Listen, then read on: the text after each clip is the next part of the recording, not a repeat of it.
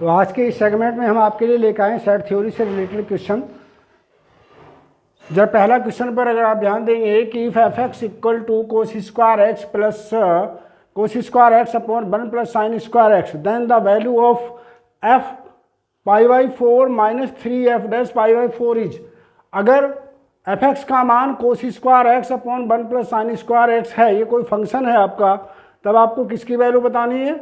Function pi by 4 minus 3 times f dash pi by 4 का क्या मान होगा ये बताना। तो देखिए कितनी शीघ्रता से हम क्वेश्चन को कर लेते हैं और देखेंगे। पहले थोड़ा सा सिंप्लीफाई कर लेंगे ना। ये आपका दिया है कोस square x upon 1 plus sine square x. आप जानते हैं कि 1 को sign square x plus cos square x लिख सकते हैं, इसको sign square x plus cos square x लिखेंगे। ऊपर वाला हमने ऐसे ही उतार दिया, नीचे वाले को लिखेंगे sign square x plus cos square x, तो 2 साइन स्क्वायर एक्स हो जाएगा, यानी ये हो जाएगा कोस square x plus sine square x, और एक साइन पहले से रखा है तो ये 2 साइन स्क्वायर एक्स हो जाएगा। इस प्रकार से आपने देखा कि एफ एक्स का जो मान है, नीचे से कोस स्क्वायर कॉमन ले लो, ऊपर से भी कॉमन ले लेंगे, तो यहाँ बचेगा 1 प्लस 2 tan स्क्वायर एक्स बन जाएगा, क्योंकि जब कोस स्क्वायर एक्स कॉमन लेंगे तो इसके अपॉन में आ जाएगा। क्लियर? इसके बाद हम निकालेंगे क्या? एफ डैश एक्स का मान, ये क्या हो जाएगा? इसको ऊपर ले जाएंगे, पावर माइनस में हो जाएगी, इसके जो डिफ्रेंशिएट से गुणा होगा 4 टाइम्स tan एक्स, और tan का डिफ्रेंशिएशन होता है sec square x upon 1 plus 2 tan square x का होल स्क्वायर। बस सब चीज़ें आपने निकाल ली, बस एक्स की जगह पाई बाई 4 रख दीजिए, क्योंकि पूछा है कि क्या वैल्यू पूछी है, तब देखेंगे। Then f pi by 4 minus 3 times f dash pi by 4 is equal to, f pi by 4 का मान यहाँ रखेंगे 1, ये 1 है, ये 1 है, tan पाई बाई 4 का मान 1 होता है, तो ये हो गया आपका 1 प्लस 2 माइनस 3 टाइम्स, यहाँ पे रख देंगे तो ये हो जाएगा -4, tan का मान 1 होता है और sec पाई बाई 4 का मान 2 होता है, तो 2 अपॉन यहाँ पर 1 प्लस 2 का होल स्क्वायर हो जाता। तो इस प्रकार से ये बन गया 1/3, माइनस की जगह प्लस हो जाएगा। देखिए ये बना आपका 4 दूनी 8, 8/9, 3 से कट जाएगा तो ये हो गया 8/, कितना? 3, 8/3 और 1/3 मिलके 9/3, 9/3 का मान हो जाता है 3, तो इसका क्या आंसर हुआ? 3 इसका आंसर हुआ, यानी ये इसका आंसर आपका हो जाता है। ठीक है, अगले क्वेश्चन की ओर देखेंगे। नेक्स्ट क्वेश्चन,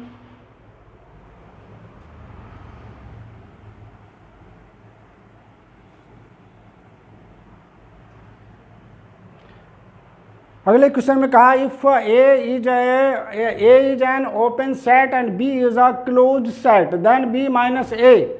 तो देखिए मान लीजिए ए आपका ओपन सेट है, किस प्रकार से? ए बी इस प्रकार से मान लें, और बी आपका मान लीजिए क्लोज सेट है ए बी, लाइक दिस। तो बी माइनस ए को जब आप घटाएंगे तो निश्चित रूप से क्लोज सेट मिलेगा, है ना? कैसा? क्लोज्ड। तो जब कभी भी हम ओपन में से क्लोज को घटाते हैं तो क्लोज्ड ही मिलता है, तो कौन सा आंसर हुआ? ये इसका आंसर हो जाता है closed set, means B answer, B is the answer of this question, यानी B is the close set. इस टाइप से आपको करना था। नेक्स्ट क्वेश्चन की ओर मूव करते हैं। क्वेश्चन नंबर देखिए 3 आपका। ये क्वेश्चन बहुत आसान होते हैं अलजेब्रा के, इनको निश्चित रूप से टच करना चाहिए, कुछ ज़्यादा कैलकुलेशन इनमें नहीं होती है। If f dash equal to g x, देखिए जो दे रखा है उसको लिख दीजिए। क्या दिया है आपको बच्चों? ये दिया है एफ डैश एक्स बराबर जी एक्स, ये आपको दे रखा है। ठीक है, और इसके अतिरिक्त एक चीज़ और दी है, क्या? जी डैश एक्स बराबर, तो यहाँ पे मैंने लिख दिया जी डैश एक्स बराबर के दे रहे हैं, एंड जी डैश एक्स का जो मान है वो दे रहे हैं कितना? एफ एक्स स्क्वायर के बराबर दिया, किसका, एफ एक्स स्क्वायर के बराबर दिया, ठीक है। पूछा है F double dash x square का मान क्या होगा। तो यहाँ से हम इसको आगे अगर प्रोसीड करें, इसका दोनों तरफ डिफ्रेंशिएशन कर दीजिए, दोनों तरफ डिफ्रेंशिएशन करेंगे, एफ डबल डैश एक्स हो जाएगा और ये आपका जी डैश एक्स हो जाएगा। तो यहाँ पर फिर एफ डैश एक्स ले आइएगा, जी डैश एक्स का मान ये रख दो उठा के, क्या, एफ एक्स स्क्वायर दे रखा है ये रहा। अब क्या करें, एक्स की जगह दोनों तरफ एक्स स्क्वायर कर दीजिए, क्योंकि मान किसका पूछा है, वैल्यू पूछिए F double dash x square की। तो जहाँ एक्स की पावर 1 है वहाँ पर 2 कर दीजिए, यानी एक्स की स्क्वायर हो गया और ये हो गया एफ एक्स की power 4।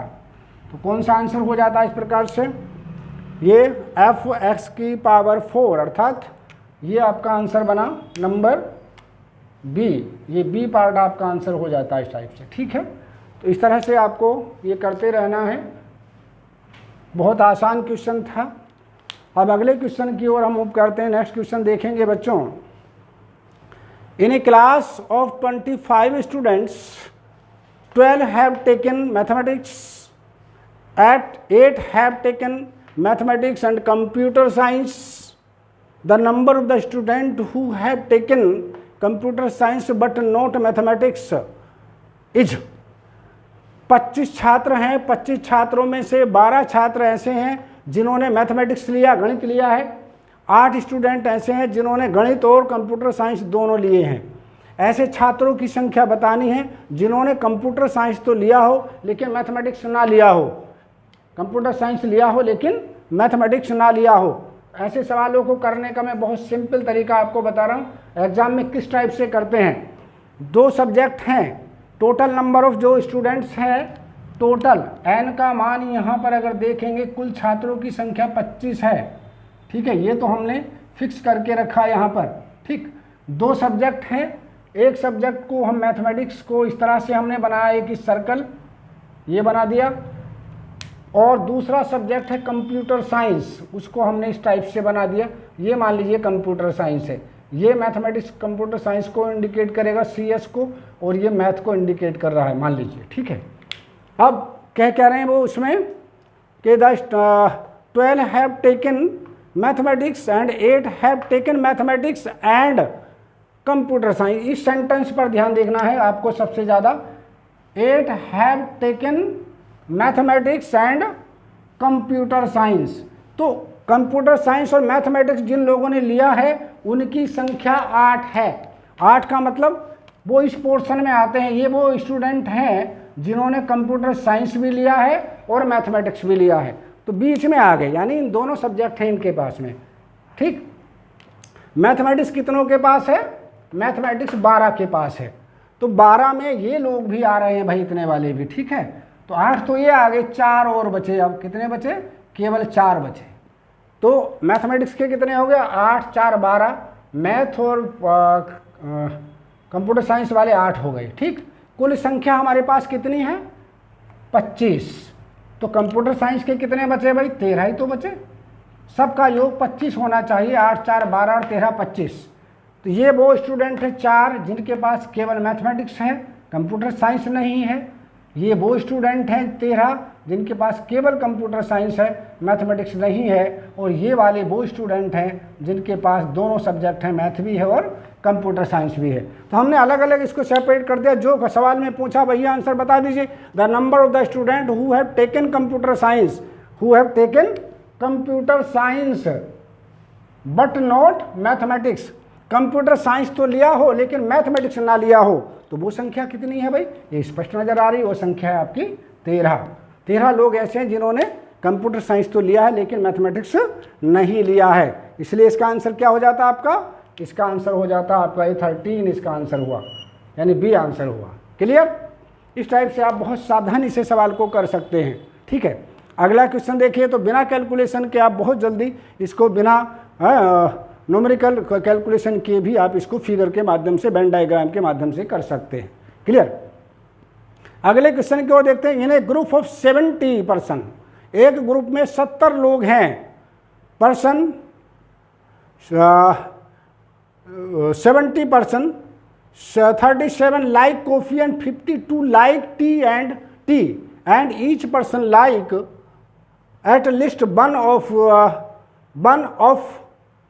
two drink. How many like coffee but not tea? 70 लोगों में से 37 लोग ऐसे हैं जो कॉफ़ी पीना पसंद करते हैं। 70 लोगों में 37 लोग ऐसे हैं जो कॉफ़ी पीना पसंद करते हैं। 52 लोग ऐसे हैं जो क्या पसंद करते हैं? चाय पीना पसंद करते हैं। और बट लेकिन एक शर्त और है उसके साथ में, क्या कि जो भी आदमी है वो कोई ना कोई ड्रिंक पीना पसंद जरूर करता है, या तो वो कॉफ़ी पिएगा या वो चाय पिएगा। ये नहीं कह सकता भाई मैं कॉफ़ी भी नहीं पीता, मैं चाय भी नहीं पीता। एक चीज़ तो उसको कम से कम पीनी ही पड़ेगी। तो 70 में से 37 ऐसे हैं जो क्या कॉफ़ी पसंद करते हैं। इनमें से कुछ ऐसे भी होंगे जो चाय भी पी लेते होंगे। 52 ऐसे हैं जो चाय पसंद करते हैं लेकिन कॉफ़ी भी पी सकते हैं इनमें से कुछ लोग। तो उसमें ये पूछा है कि अगर हर आदमी कुछ ना कुछ निश्चित रूप से पीता हो तो कहा how many like coffee but not like coffee but not T. ऐसे कितने लोग हैं जो कॉफ़ी तो पसंद करते हैं, पीते हैं, लेकिन चाय नहीं पीते। तो देखिए सेम क्वेश्चन करेंगे। कुल कितने लोग हैं हमारे पास? 70 लोग हमारे पास हैं। कितने हैं? 70 लोग। तो n का मान हमारे पास यहाँ पर 70 दिया गया है। ठीक है, ये हमारे पास दिया। कुल पर्सन जो है हमारे पास 70 है। ये लोग हमने कॉफ़ी पीने वाले बना दिए। लो, ब्लैक पेन से मैंने बनाया कॉफ़ी पीने वालों को। ठीक है, चाय पीने वालों को मैंने ये बना दिया। ये मान लीजिए आपके चाय पीने वाले हैं। ठीक है, ये टी वाले हो गए और ये कॉफ़ी वाले हो गए। ठीक है, टी ड्रिंकर और ये कॉफ़ी ड्रिंकर, CD। इस टाइप से हमने लोगों को बना दिया। अब ध्यान से देखेंगे उसको। अगर आप क्या कि 37 और 52, ठीक है, 37 और 52 का मतलब ये हुआ कि ये इतने लोग क्या पीते हैं? कॉफ़ी पीते हैं। देखिए अब यहाँ पर देखें चाय पीने वालों की संख्या कितनी है और NC का मतलब कॉफ़ी पीने वालों की संख्या कितनी है। चाय पीने वालों की संख्या हमारे पास है कितनी? 52 और ये पीने वालों की संख्या है हमारे पास। तो चाय पीने वालों की संख्या 52 है और ये कितनी संख्या है हमारे पास? 37। अगर हम दोनों को जोड़ दें तो क्या आ गया भाई? 7 और 2 9, 5 और 3 8। यानी कितने लोग हो जाते हैं भाई? 89% हमारे पास हो गए। लेकिन आदमी तो हमारे पास 70 हैं। 70 से ज़्यादा लोग होना। यहाँ कितना आ रहा है? यहाँ आ रहा हमारे पास कितना? 89। तो 70 इसमें से घटा देंगे। 70 घटाए तो क्या बचा? यहाँ हमारे पास 19 बचे। कितने? 19। बस अब क्वेश्चन हो गया। इस 19 की हमें ज़रूरत थी। 19 लोग ऐसे हैं जो दोनों चीज़ पसंद करते हैं, यानी वो चाय भी पसंद करते हैं और कॉफ़ी भी पसंद करते हैं। ये 19 लोग हमारे पास आ गए। ठीक, अब देखेंगे चाय पीने वालों की संख्या कितनी है? 52। तो चाय पीने वालों में ये 19 भी आ रहे हैं। तो 52 में से 19 घटा दीजिए। 52 में से 19 घटा दीजिए। तो घटाएंगे तो क्या आएगा? 19 घटाएंगे तो 12 में से यहाँ पर आगे मुझे लगता है 12 में से 9 गए तो 3।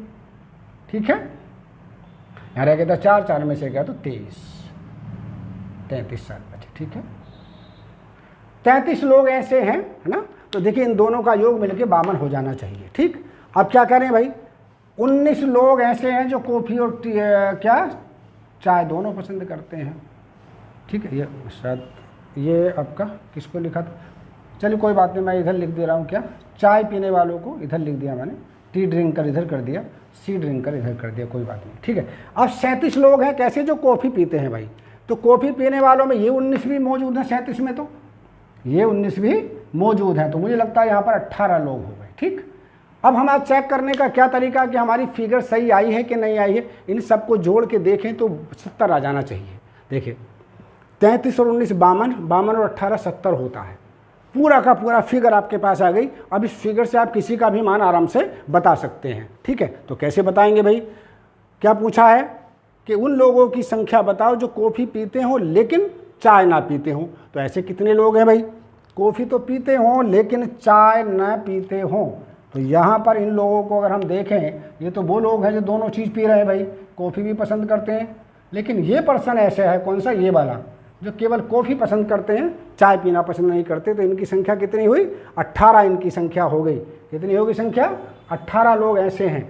ठीक है, तो ऐसे सवालों को करने का एक बार फिर से मैं रिवाइज करा रहा हूँ कि अगर कहीं पर पर्सन, नंबर ऑफ पर्सन दिया गया हो 70, जो भी दिया गया हो, कॉफ़ी पीने वाले, चाय पीने वालों की संख्या को जोड़ दीजिए, उसमें 70 घटा दीजिए। घटाने के बाद जो आएगा वो कॉमन पोर्शन आ जाएगा, ये वाला। कॉमन पोर्शन को चाय पीने वालों में से घटा दीजिए, कॉमन पोर्शन को कॉफ़ी पीने वालों में घटा दीजिए, वो यहाँ लिख दीजिए। ये आपका टोटल नंबर ऑफ पर्सन के बराबर आ जाना चाहिए। फिर सारी चीज़ें आपके पास हैं।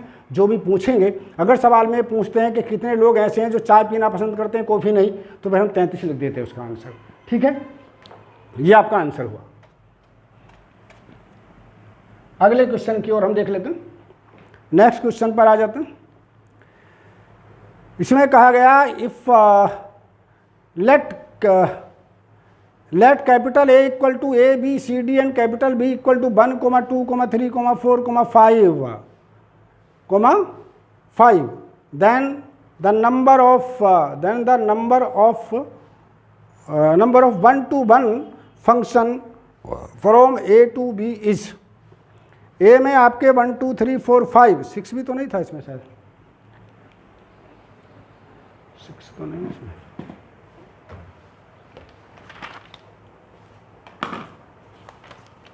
चलो खोया ना हो, 6 है तो 6 भी लिख देंगे, जो भी हो तो आंसर से पता लग जाएगा। मुझे लगता है 6 और शायद होना चाहिए था, इसमें 6 रहे होंगे ना ये।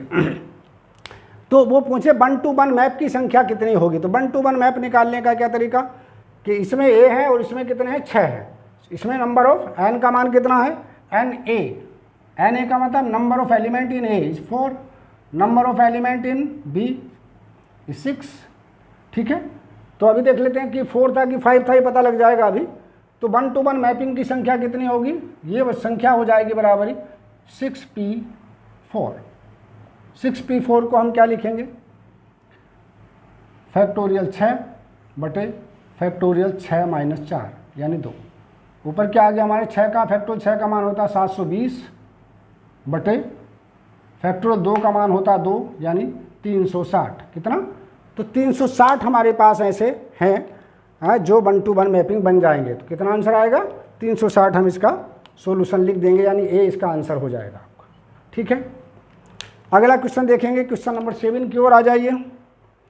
तो देख रहे हैं आप, सेट थ्योरी के बहुत सरल क्वेश्चन होते हैं। एक क्वेश्चन 4 नंबर का होता है और 8-10 या 5-6 क्वेश्चन लगभग आपके पूछ ले जाते हैं। 25-30 या 20 नंबर का आपका इसमें से पूछ लेते हैं। ठीक है, अगला क्वेश्चन देखिए। If f(x) equal to mod of cos x minus sin x and f' then f' π/3 is, then f' π/3 is,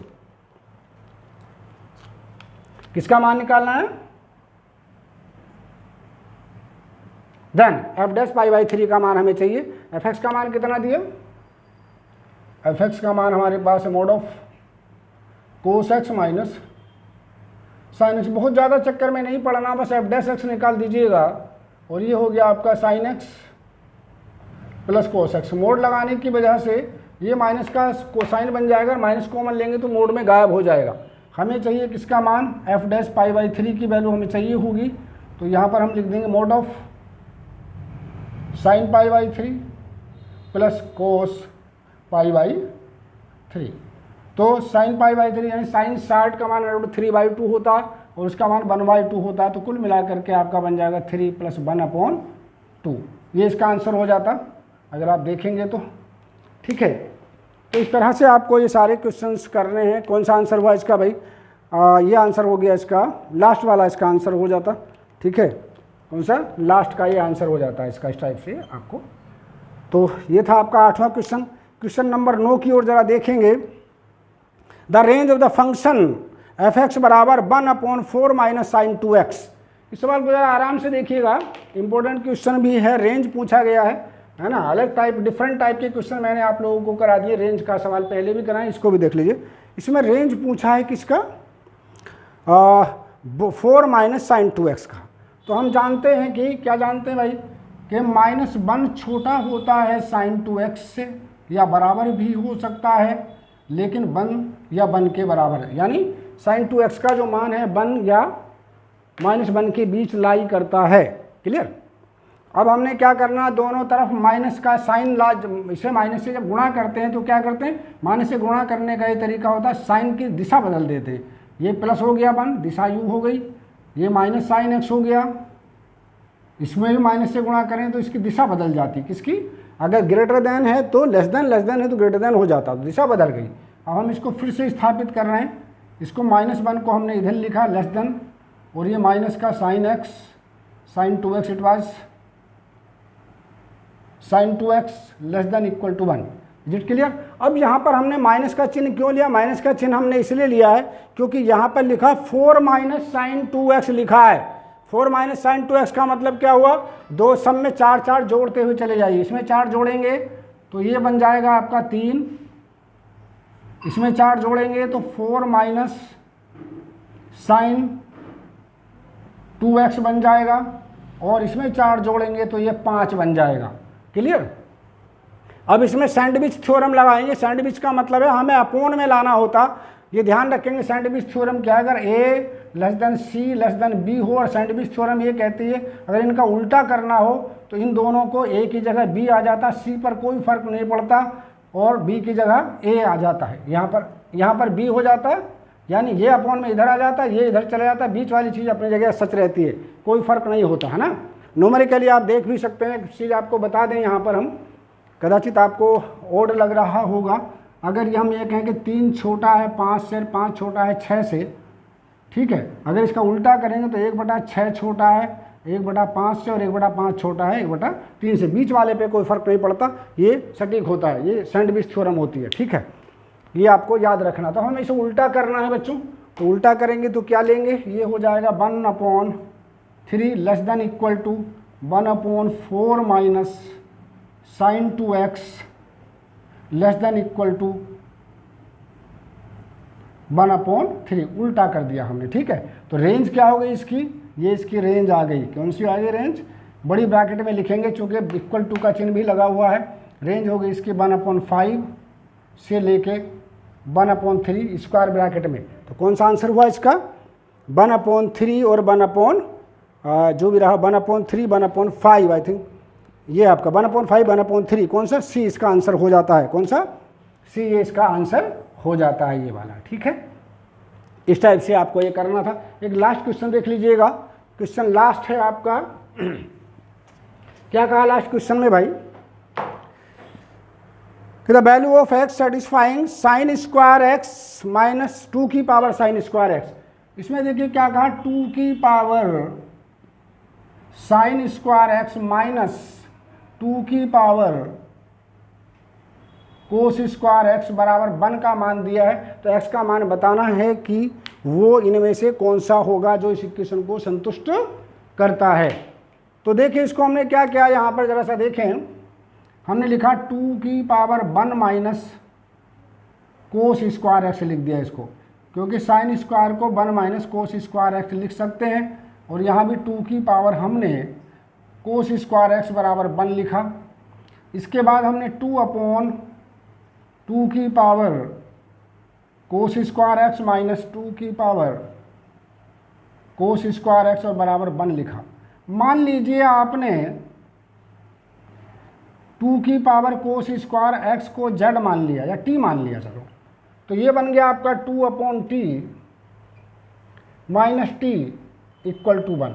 t से दोनों और मल्टीप्लाई कर दीजिएगा, किससे मल्टीप्लाई कर दें, t से मल्टीप्लाई करें तो ये मिल गया आपका 2 माइनस टी स्क्वायर बराबर t, सबको बराबर से एक और अगर हम ले जाएं तो ये बना टी स्क्वायर प्लस टी और माइनस का 2 बराबर 0। इस तरह से आपने देखा कि इसके फैक्टर अगर हम कर लें तो t प्लस 2 और इंटू टी माइनस 1, इसके 2 फैक्टर हो गए। तो यहाँ पर 2 मान हमें मिल जाते हैं, कौन से, t बराबर एक तो माइनस का 2 मिला, यानी इसका अर्थ ये हुआ 2 की पावर कोस स्क्वायर एक्स बराबर माइनस का 2, जो पॉसिबल नहीं है, ये संभव नहीं हो सकता, कभी भी नेगेटिव नहीं हो सकता ये मान। ठीक है, तो इसको हम ड्रॉप डाउन करेंगे यहीं पर। ठीक है, अगला लेंगे, तो ये तो कैंसिल कर दिया हमने, नॉट पॉसिबल लिख देते हैं, नॉट पॉसिबल, नॉट पॉसिबल। दूसरा पार्ट लेके चलते हैं, दूसरे में क्या कहा भाई, t बराबर 1, t बराबर 1 का अर्थ क्या हुआ, यानी कोस 2 की पावर, देखिए 2 की पावर कोस स्क्वायर एक्स बराबर 1। तो 1 कब होता है किसी का भी मान, जब पावर में 0 हो। इसका मतलब क्या हुआ भाई, कोस स्क्वायर एक्स बराबर 0। इसका मतलब क्या हुआ, कोस एक्स बराबर 0। इसका क्या अर्थ हुआ, एक्स बराबर हमारे पास आ गया कितना, 2k पाई या 2n पाई भी लिख सकते हैं। ये k का आंसर दिया तो 2k pi plus 1 into pi by 2। 1/2 को अंदर ले जाइए तो ये आपका आ गया k प्लस 1/2 आउट ऑफ 5। ये इसका आंसर हो जाता। इट मीन्स कौन सा आंसर हुआ भाई, ये आपका सी इसका आंसर हो जाता। इस प्रकार से कंप्लीट सॉल्यूशन आपका हुआ। ये आज हमने सेट थ्योरी के कुछ क्वेश्चंस बताए। अगले टर्न पर आपके कुछ और नए टॉपिक से रिलेटेड क्वेश्चन लेकर के आएंगे। बहुत सावधानी से इनको पढ़ते रहिएगा और करते रहिए। शेष भाग को हम अगले टर्न पर डिस्कस करेंगे। Thank you everybody.